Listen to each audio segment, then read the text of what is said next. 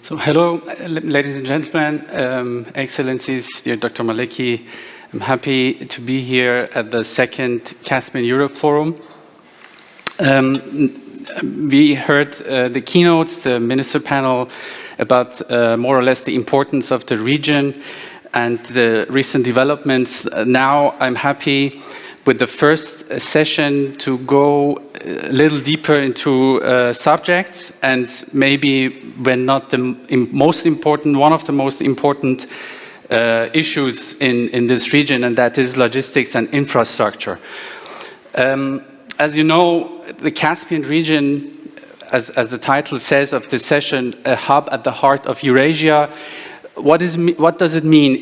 The Caspian region goes from the Black Sea, the eastern borders of Europe, into Southeast Asia, to China, and then also connecting Russia to Persian Gulf and the free waters, Indian Ocean. So it's very huge and also very important, very strategic, geostrategic, important region. And we have already heard in the keynotes, Mrs. Schlömer mentioned it, that in terms of infrastructure, ports, the region is a little lagging behind. But we want to discuss now with our distinguished speakers about this region, which is also a part of very important international corridors, which we will discuss, like, as you all know, the new Silk Road, which is actually called Belt and Road Initiative of China. Also, the EU has introduced 3 years ago the EU connectivity strategy with Asia. And we heard that the G7 has also a new infrastructure program, the Build Back Better program. And we have also the other international transport corridors, like the North-South and North-South transport corridors, which connects the Baltic Sea with the Persian Gulf and the Indian Ocean, and also the Middle Corridor, which connects Southeast Asia, China, through Kazakhstan, the Caspian Sea, Georgia, into Europe. I don't want to confuse you. We will discuss it in details with our guests. I'm happy to have very distinguished guests, speakers, like last year, Dr. Gräfer, Jens Gräfer, the head of international affairs at Deutsche Bahn, the German railway company. We have Nicolas Sendrowitz, the deputy head of unit in the European Commission, in the Director General for Neighborhood and Enlargement Negotiations. And we have Mr. Milko Novak, the chairman of the Luno Group, and also the chairman of BVL, the German Association for Logistics, the chapter Russia. And I'm happy also to welcome our guests from Baku and also from Almaty, Mr. Kaliola Kairat, the Executive Director for Commercial Work at the Port of Aktau, and also Mr. Anar Gazimov, which is not connected yet, from the Ministry of Transport in Baku. We will begin with short statements of our speakers and then go into discussion. We will begin with Mr. Sendrowitz. We have already mentioned the EU connectivity strategy with Asia. Maybe you can tell us more about this project. Thank you very much. I hope you can hear me. Can you hear me? Yes, very clear. Good. Good morning, Berlin. I really wish I was there, but our employer here in Brussels is a little bit conservative about traveling, but it's going to be happening. Thank you very much for inviting us, and I'm glad when I heard you talking about the definition, the geographical definition of the of the Caspian Sea region, we would certainly concur with you that this is a very important region for us. And it's an important region for us because we have a very close relationship with a number of those countries in the Eastern Partnership, the 3 countries of the Caucasus, but also Ukraine, Moldova, and Belarus. And we're in the process of reviving our relations with those countries. We presented a vision for this in March of last year under the overarching theme of resilience, economy and connectivity, the twin green and digital transition, rule of law, and building up fair and inclusive societies. But in this, we are proposing to deliver on this vision through what we're calling an economic and investment plan for the Eastern Partnership, which aims at kick-starting the post-COVID-19 socio-economic recovery, but also proposing that we use this process to build back better. And you mentioned this just now. We propose to mobilize some 2.3 billion euros from the EU budget, which we expect to leverage potential investments of up to 17 billion. And a large part of this investment plan is going to be devoted to enhancing transport connectivity as part of the plan.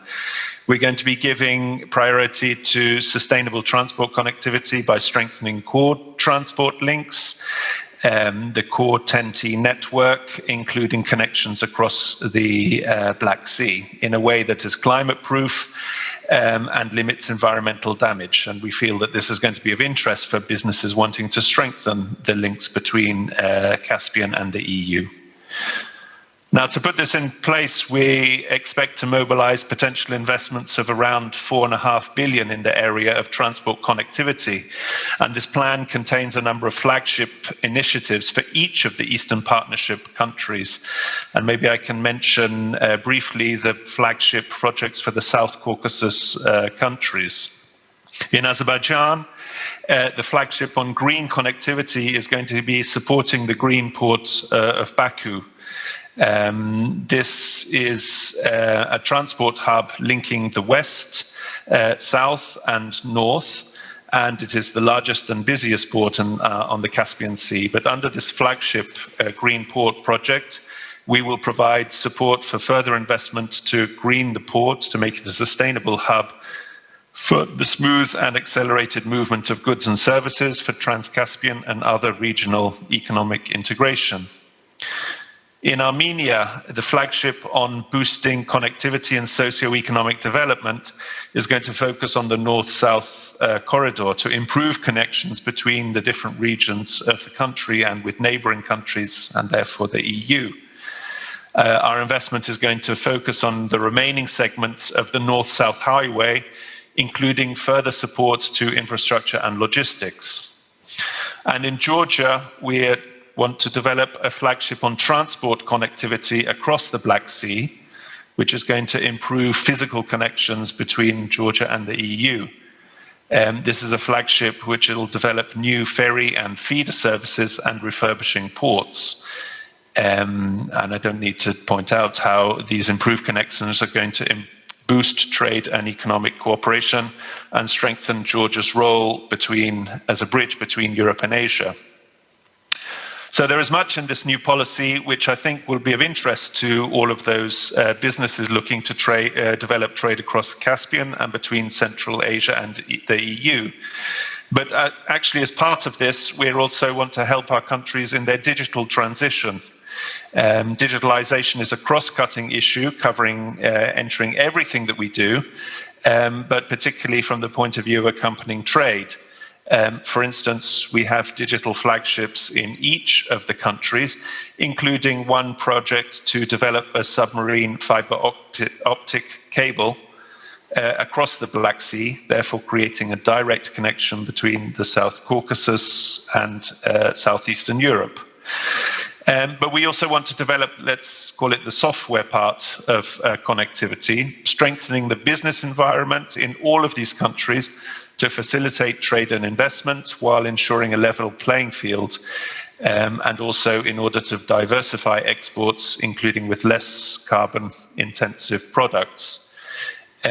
We want to accelerate the implementation of the deep and comprehensive trade agreements areas with Georgia, Moldova, and Ukraine, as well as the Armenia-EU Comprehensive and Enhanced Partnership Agreement. And this will help these countries improve their access to the EU's internal market. Now, as part of this, all of this regulatory activity, we're going to focus on regulatory approximation in the areas of public procurement, technical barriers to trade, sanitary and phytosanitary measures, customs and services. And we can also note that the EU is in the process of negotiating an enhanced agreement also with Azerbaijan. Finally, to strengthen the trade potential, the EU will establish a system that allows preferential proofs of origin to be issued or submitted electronically with Georgia, Moldova, and Ukraine. And this will conclude, and we will also conclude mutual recognition agreements of authorized economic operator programs between the EU and interested partner countries. We're also going to work towards interested partner countries' accession to the Common Transit Convention and the use of a single administrative document. So, just to sum up, I mean, there is an awful lot that we're going to be doing with these countries, and we're also in a hurry. This I have to say, you know, where the EU is very good at announcing infrastructure projects, particularly in our partner countries, but we will be having a summit, an Eastern Partnership Summit in Brussels in 2 months' time. And at this summit, we will certainly be announcing what we're doing concretely to start building, particularly these infrastructure projects. And I really hope that these are projects, but also not only the physical ones, but the soft measures, which are going to help people who want to develop the trade links all across this wider region. And thanks very much. I'll leave it there. Thank you very much, Mr. Sendrovic. It was really interesting to hear, and I want once again to mention that the connectivity it goes beyond physical infrastructure, as Mr. Sendrovic mentioned. Many other aspects of connectivity, for example, sustainability. The keyword is sustainable connectivity, and also digitalization. So it's not only about building ports and roads, but also of these two aspects. Unfortunately, we don't have our colleague, Mr. Cruz, from the Organization for Security and Cooperation in Europe, OSCE, because it was interesting last year to hear that OSCE, for example, has also a very interesting project to enhance the digital connectivity between the ports at the Caspian Sea.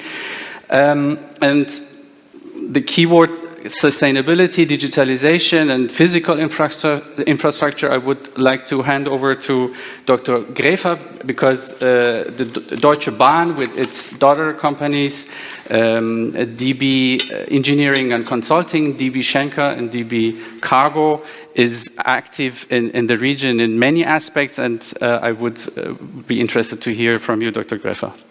Yes, Mr. Alizadeh, thank you very much, and thank you very much for the organizers to have me here again. It's a very interesting conference, and I enjoyed the talks after the conference as well, especially with Mr. Kroos, which you mentioned. We had a good dialogue afterwards, so I'm really happy to be here and tell you about Deutsche Bahn's activities in the Caspian region. So what is Deutsche Bahn doing at Caspian Sea region? One might well ask this question, because Deutsche Bahn literally means German railways. But Deutsche Bahn has long been an international company now, and is a global player in mobility and logistics markets. We employ 330,000 people around the globe. Roughly 2/3 work in Germany and 1/3 works outside Germany. In the Caspian region, we are engaged in 3 undertakings. First, it's a rail freight transport by DB Cargo. It's logistics services by DB Schenker, our worldwide logistic freight forwarder, operating sea freight, air freight, and contract logistics. and land transportation, of course, as well. And we do consulting projects in railway infrastructure and for railway companies with DB engineering and consulting. The Caspian region is thriving. We recognize and notice that there is a lot being done in the region. We're noticing the investments that are made in infrastructure, in new ports, in new transport routes. It's a broad issue, and today I would like to focus on rail freight because that is the topic which is always in the focus when it comes to connectivity. It goes beyond infrastructure, as you mentioned, it goes beyond transportation, but I think here it fits very well. When we talk about rail freight transportation and rail freight transportation in that region, I think we need to take a broader look to the rail freight market as a whole between China and Europe, because that's the major driver for the rail transportation and also for the investments in infrastructure in this region. So please allow me to give first an overview on this market. The Trans-Eurasian rail freight transportation market has developed very well during the pandemic.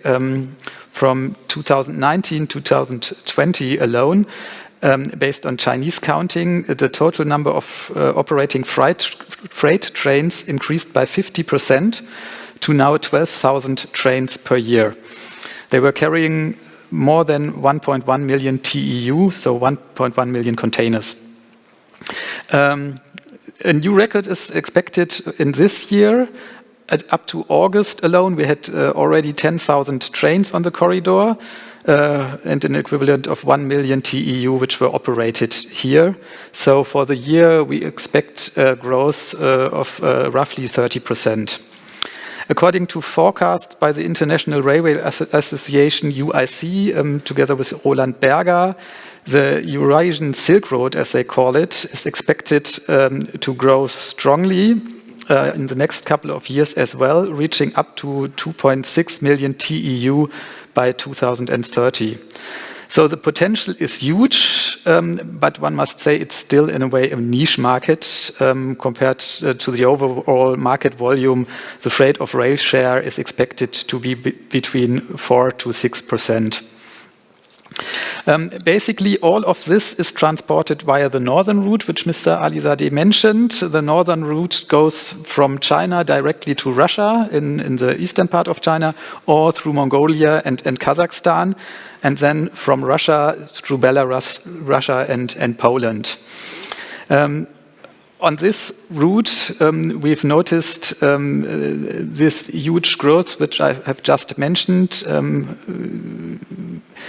50% in the last year, another 30% this year. This growth comes to sort of a limit now. There are capacity bottlenecks that existed anyway, but the situation is becoming a bit more difficult, especially at borders with changing gauges. We have a lot of delays there and backloads at the moment. So we're facing a lot of quality in performance. Quality, of course, is crucial for the competitiveness of rail, and especially in the comparison with ships. They have their own problems at the moment, but still for the long run, for the rail, it's also important to get back to the quality that we want. So what are we doing? We're investing in infrastructure, of course. We're investing in better communication among the carriers, in digitization of information flows, and stuff like this. It's working on, but it's not enough to handle the growth on this corridor. What we need to do is to develop alternative routes. We are doing this on the northern road by bypassing a bottleneck at the Polish-Belarusian border at Brest-Malashewice, when the trains are switched, and going via the Baltic Sea from Rostock to Kaliningrad. It's a new route which is very well developing. But also the Trans-Caspian freight corridor could be an alternative here. It would offer additional capacity, especially to southeastern Europe. However, on this corridor, we only see a few scheduled services at the moment. And we think that also something needs to be done to exploit the potential which we see on this corridor. It is not, and it will not be attractive for every customer. As I mentioned, it's especially interesting to go via Trans-Caspy to the southern eastern countries, but not so much to the North or European or the heart of Europe. That will still be done via the northern route. But still, on this corridor, what we are facing is a lack of powerful integrators. We have a very split market. You need the railway companies, you need ferry companies, you need operators, you need freight forwarders. It has not developed yet as smooth as it is on the northern corridor. That is missing. Railway infrastructure is still a problem. Not so much in the region now, but in southeastern Europe, where we see slow railways. And of course, transportation time is one of the vital reasons why you would take rail freight. And we still see problems with the ferry services, more on the Black Sea, also on the Caspian. But what we hear is that the situation on the Caspian Sea has a bit improved. So against all these hurdles, in the study which I mentioned before for the International Railway Association, the potential for the corridor is estimated to be about 400,000 TEU by 2030. So there is a potential. Once these challenges which I've mentioned are overcome, DB is also interested to use the corridor. We do it not at the moment, but we are following the development. And we would be very much interested in operating trains there with partners from Georgia, from Azerbaijan, and the Central Asian countries beyond that. So that would be a common product which we would have to fit together. Our part as Deutsche Bahn would mainly be to offer the onward services from the Black Sea or the Southern European ports at the Black Sea towards Southern Europe with our subsidiaries from DB Cargo, and then onward to the South European markets. So to sum up, we see a potential in the markets, but some key elements still need to be settled. Thank you very much. Thank you, Dr. Grefer. It was interesting to hear about the huge potential, and you mentioned already the different international transport corridors and the slight differences and the challenges. And I'm happy to give over to Mr. Novak, the chairman of BVL Chapter Russia, the German Association of Logistics, and also CEO of the Luno Group. He is actually, Mr. Novak, you are involved actually in some of these projects, and you have been active in the Caspian region for many years, especially in Russia. It would be interesting to hear from you, from your aspect, about the region as a hub in of Eurasia. Thank you very much, Mr. Al-Dadeh, for introduction and for inviting me to this very interesting discussion about logistics in the Caspian region. Unfortunately, ladies and gentlemen, I can tune in only online today.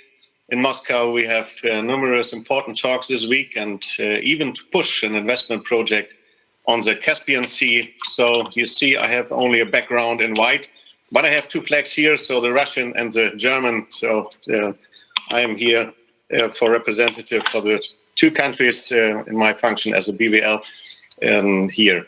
So, well, if somebody told me 2.5 years ago that I was once actively involved in the development of the Caspian region, as I am now, I would not have believed him.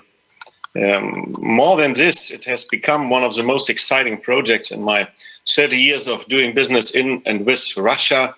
Why? Because it's such an ambitious project. As President Putin saw on the first Caspian Economic Forum, the impressive port of Turkmenistan, Turkmenbashi, and other ports in the Caspian region, he gave the order to the Russian business to think about a new modern port on the Russian territory in the Caspian Sea. So in May 2019, two businessmen from Russia came to me to Hamburg with the aim of building a new port with a brochure of the port of Bronka in nearby St. Petersburg in hand. They said they would like to build such a port with German technology and German know-how in the Astrakhan region. At the meetings, you can imagine, with various logisticians, there was a great astonishment. Why, of all places in the Caspian Sea? Where is it exactly? Where are the flows of goods? All these questions and no answer in this time. Today it looks a bit different. In the course of several months, through numerous events and measures, we and many others, including the Maleki Group, have managed to position the logistics hub in the Caspian Sea and arouse interest. The Suez blockade, Corona, and high freight rates for container traffic give another push to seek alternative transport routes. But nevertheless, only a few people know still about the economic potential of the Caspian region, so it makes a lot of sense and it is necessary to promote the region.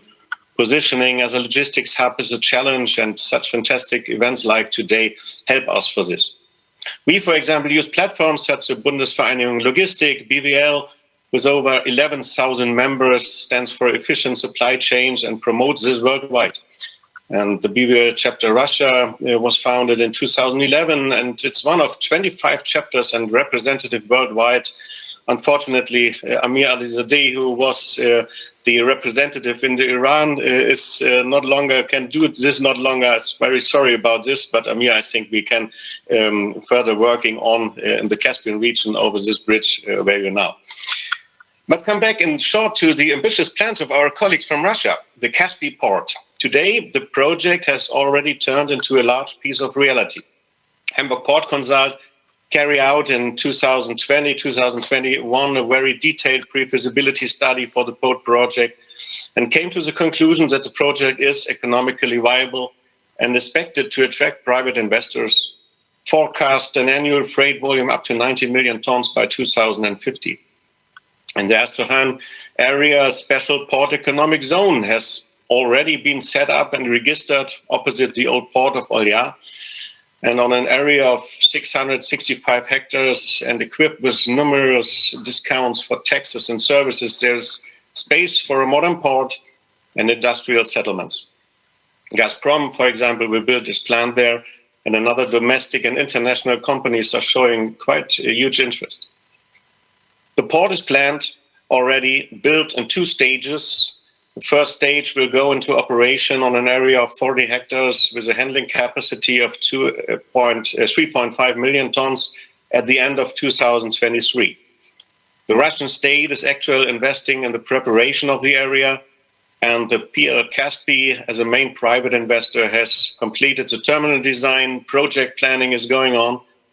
Technical devices have been already selected, and everything is going on according to plan despite Corona. Of course, the time we have to hurry up. I heard from Mr. Chandrovich what huge of budgets are there for developing such projects. So we have to hurry indeed in this. So the second stage, there's planned for 2026, 27 handling capacity there, up to 20 million of tons. So we have enough space to develop the region. PL Caspi SAM is open for partnerships to promote especially international development, and with the Düsseldorf-based Martrade Holding, it has found a strategic and very experienced partner who is very interested in optimizing its logistics with a hub on the Caspian Sea.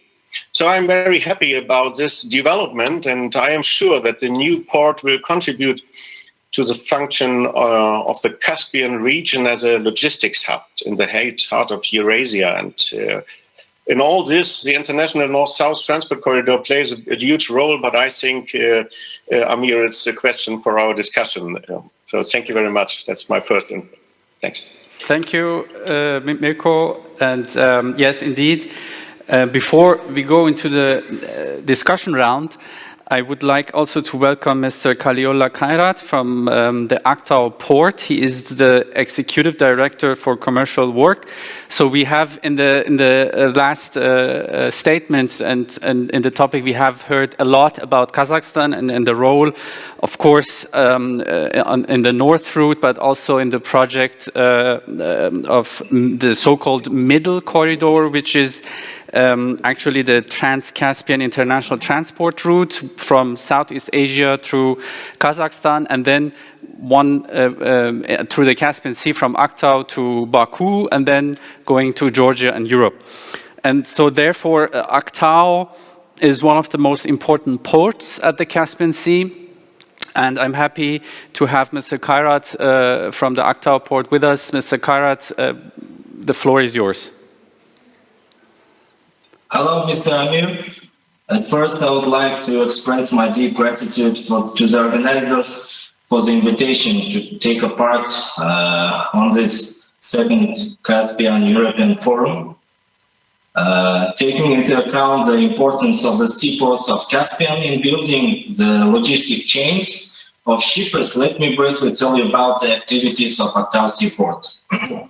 Currently, the Port Aktau is a modern multi-purpose terminal which includes warehouse areas providing high quality and reliable storage of goods. We have 3 universal dry cargo berths for the handling general, packaged piece and oversized cargo, and the grain terminal with an actual throughput of 700,000 tons per year and one-time storage up to 22.5 thousand tons of grain.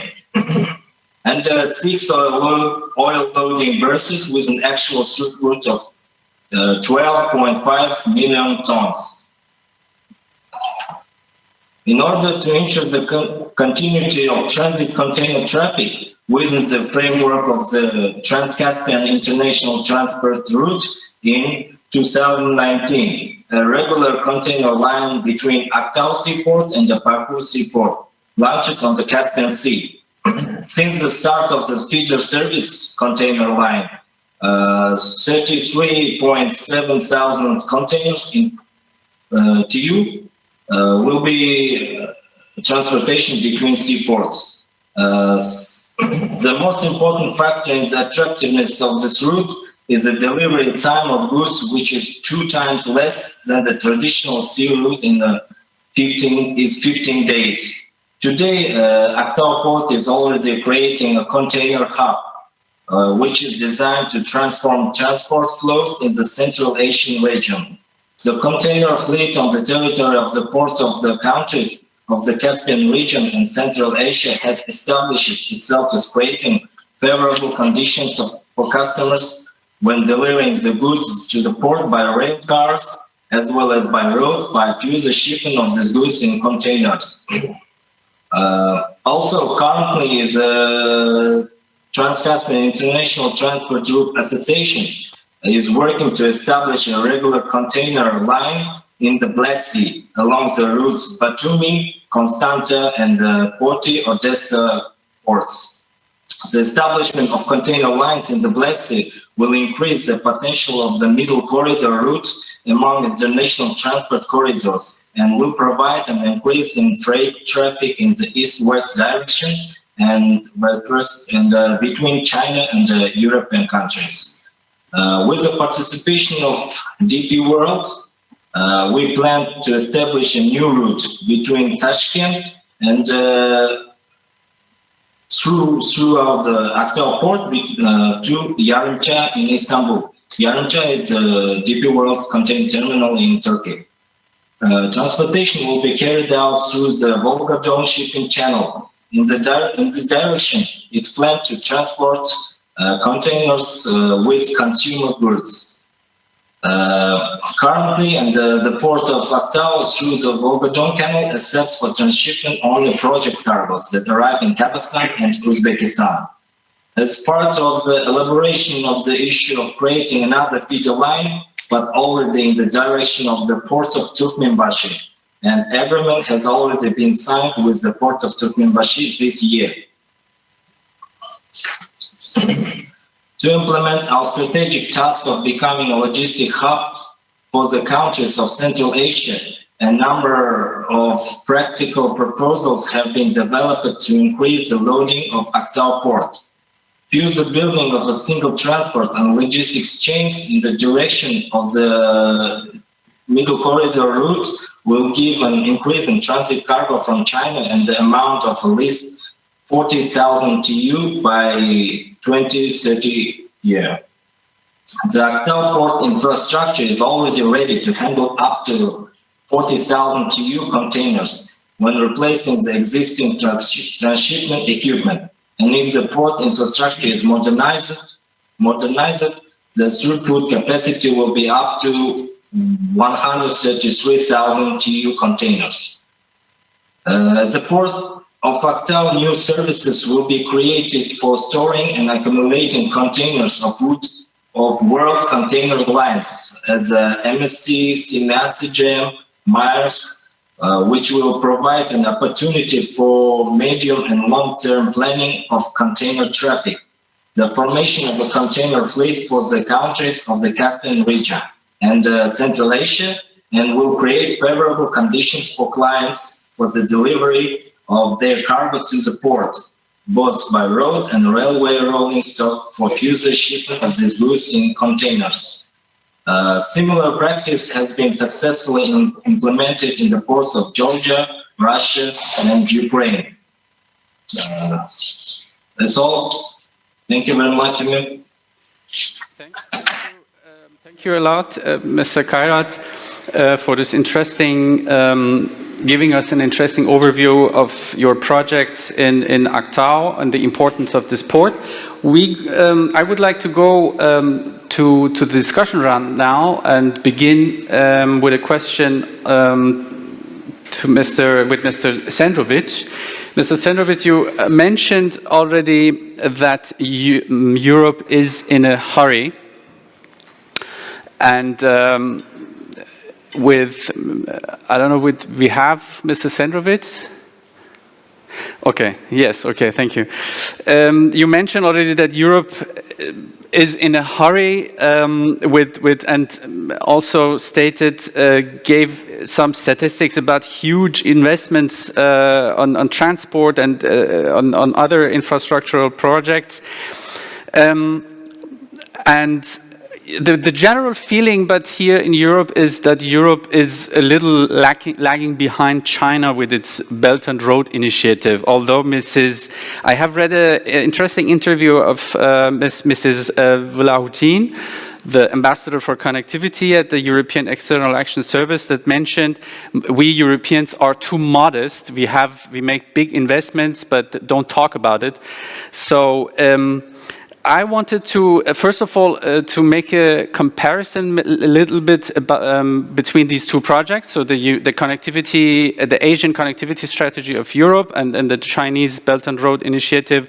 Is it a more rivalry, a geopolitical, geostrategic rivalry, or as we know, there are also some development cooperations between China and Europe in this region. I would like to hear from you. Is it a rivalry, or is it a development cooperation in the region? And are Europeans too modest to talk about it? Well, thank you very much. Those are interesting questions, and interesting questions which require difficult answers. On the question, are we too modest? Yes, we probably are. But that's a general criticism which people often give to the EU, that we don't talk enough about what we do. And like I said earlier, we really want to take things to the next level with our new financial instruments. We have new instruments which are supposed to, rather than just give grants or blending funding with our international financial institutions, which should try to crowd in the private sector investment to really get to a next level. And as I said, 17 billion euros is what we want to provide just for the 6 countries of the Eastern Partnership. We have similar levels of funding for the Western Balkans and for the southern neighborhood.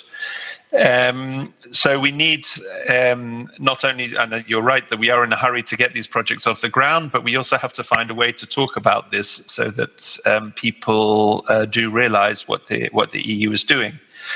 On the question as to whether there's a rivalry between the EU and China, that will be for the political scientists to decide. But we're often engaged in the same fields, the same spheres. It's up to the countries themselves to work out who they want to build the projects. I would say, at the risk of being provocative, that the needs are huge, and the volumes of funding are required as such that there is space for everybody. The only thing that we would ask for, if countries do ask their Chinese counterparts for funding, is that the funding goes for the projects which we've all identified, including the countries, as being a priority. That's the first thing. And the second thing, that the projects respect the EU standards and norms to which many of the countries have signed up for. This is an issue also in the Western Balkans, that we have seen countries turning to China to fund projects. And then there's a little bit of a difficulty as regards what are the norms and standards to which they've signed up to as prospective candidates to the European Union, and this is also the case in the East. Then we also have to look at, are we offering the same thing? At the risk of being very, very simplistic, if you ask our Chinese counterparts to fund a project, you know that the road or railway or port will be built within 2 years' time. What will be the spin-off in terms of employment for local workers and the full respect of norms and standards, including environmental norms? That's a little bit of a separate question. And that's, as I said, up to the countries to decide. And from that point of view, we're offering a slightly different product. I think that we're competitive in terms of the price, but you mentioned, Mr. Speaker, about the fact that connectivity goes beyond the physical infrastructure. And this for us is very, very important. Connectivity is not only about pouring concrete onto the ground or building new roads and rails. It's about getting the best use of infrastructure. And sometimes the best use of infrastructure is not building new infrastructure, but in upgrading the existing infrastructure or in improving the legal and regulatory framework. And that's something where the EU is very good, including with the partners that we're talking about, since the EU is a rule maker, and the countries need to sign up to those rules if they want to improve connectivity and not only the quality of transport infrastructure. So you'll forgive me if I don't give a straight yes or no answer. Are we rivals, or are we allies in this? Except to say, I mean, I think that there is plenty of scope for everybody to help improve the infrastructure and improve the connectivity in these parts of the world. Thank you, Mr. Sendrovitz. I think the key word is sustainability, sustainable connectivity. That would be, I think, a very strong competitive advantage of Europe in this region. But nevertheless, we want to stick to concrete and very physical infrastructure and talk about going a little more deeper into the corridors and the international transport corridors. And for a better understanding, maybe the technique team, if we can see the graphic which we have presented until it is ready. Yes, here we see it. It's a graphic of Germany Trade and Invest, the partner of the organization.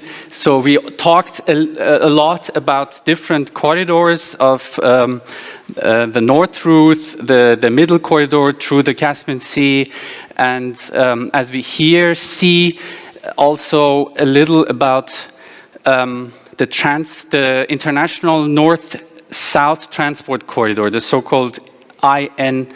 STC, which we, in the recent months with the Suez Canal crisis, we heard a lot.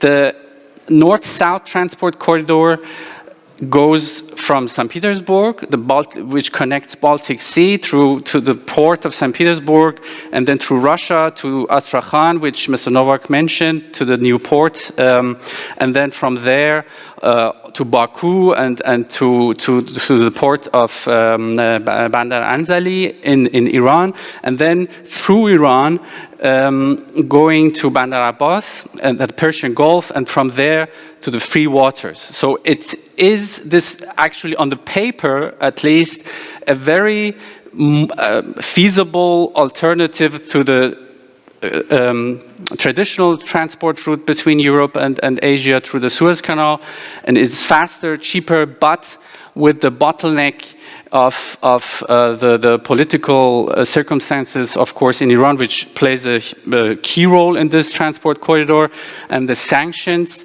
But nevertheless, the project is going further, is developing, and I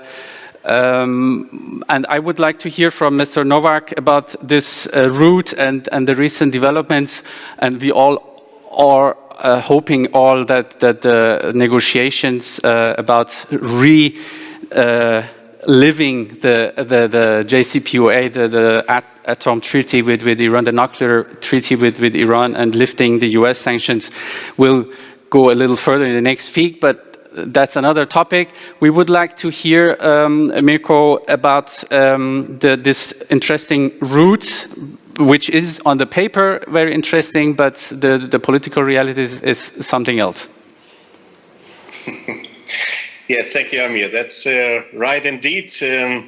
I remember when they came and said about the north-south transport corridor, I heard a lot, it's the corridor which is already installed 20 years ago in 2001, but it doesn't work till now. So in which way? And that was the first question when we speak about the development of a part of infrastructure, in which way we can generate flows of goods for this corridor, for the Caspian region. It's not only for the port Caspian, but also for the other. So the focus, in particular, the international north-south transport corridor, it is still now very interesting, of course, and we thought so many about this, in which way we can attract this corridor. So we installed and established in November 2019 in St. Petersburg a working group for revitalization and developing of the international north-south transport corridor, meet already 3 times, and the next time on November 11th in Moscow. So you're all cordially invited. We will organize the meeting in a hybrid format. Amir, you was, I think, at the 3rd time you took part in this, and I think it's a very interesting platform for speak about the possibilities, and it's a very good platform. So as a result of the working group meetings, we have identified 4 measures that we are working on to implement. And I named it 4 steps for attracting the INSTC. First, the use of multimodality. So if you see, the Volga belongs to the INSTC, and 40% of Russian industry is located in the Volga region. The development and the export potential is so high and can be optimized through the multimodal integration of the Volga. If we can show more the export potential of Russia, not only for the Central Asian states or others, but also for European, it is also a part of the INSTC. Not the whole part, but a part of it. So that is the first. We want to going on with the governors of the regions in the Volga and speak with them in the future in which way we can generate volumes there for them or from them. Second, that's the expansion of the INSTC to German ports. We spoke with Hamburg, we spoke with Rostock, with Lübeck, with all the northern ports, in which way they can support the INSTC with goods, with volumes, and to promote this new corridor. And we have included in the working group the CEO of the Port Hamburg Marketing, CEO of Port Rostock, and so many others who wants to attract and to going on with us further to generate volumes. So the expansion is at any time a very interesting way. The INSTC not only starts or ends in St. Petersburg, but nowadays in Hamburg. And for example, the new presentations from Port of Hamburg, you already see this INSTC included in the traffic of the Port of Hamburg. Third is the positioning of the INSTC for delivering to the Central Asian states. Though the development of these countries and the economic development with Germany and Europe is very dynamic, and the INSTC can be an interesting transport solution in both directions. So we still now not speak about the Iran, all the problems with sanctions. We all at any time spoke only for the northern part to the Caspian Sea, including the Caspian Sea, but no more longer. That is very useful for some of our logistics who has a problem to work with Iran still now with the sanctions. And of course, the fourth point is the connecting the INSTC with existing transport corridors, with the middle corridor, with the new Silk Road. I think all the ports in the Caspian region, they don't have to competitors. They have to work together to develop new routes, alternative routes, and to make a huge marketing. So in this marketing, we also developed some of materials for Caspian logistics with logos and so on, but that's maybe another time. So I hopefully we can deliver or develop the INSTC in the future. I'm very optimistic because the last 2 years it is a good history for our work and hopefully any other of the speakers today or the audition can include in this work for us. Thanks. Thank you, Mirko. We have also a question from the audience, which will be our last question, also to Mr. Grefa. A question from Mr. Brückmann, correspondent of Handelsblatt. He says, his question is about railway connection between Europe and Asia, alternatives for the Russian corridor. So we have, in the last 2 years, the transit freight traffic on Kazakhstan's railways, as you also mentioned it, has multiplied in a few years. Within just under 10 years, Kazakhstan has expanded its rail network by almost 2,000 kilometers, now reaching a total length of over 16,000 kilometers. To make a comparison, if I'm not wrong, the German railway network is 36 almost 1,000. So, but nevertheless, there has been a lot of investment in the Kazakhstan railway network. You have also a management corporation contract with the Kazakhstan railway company.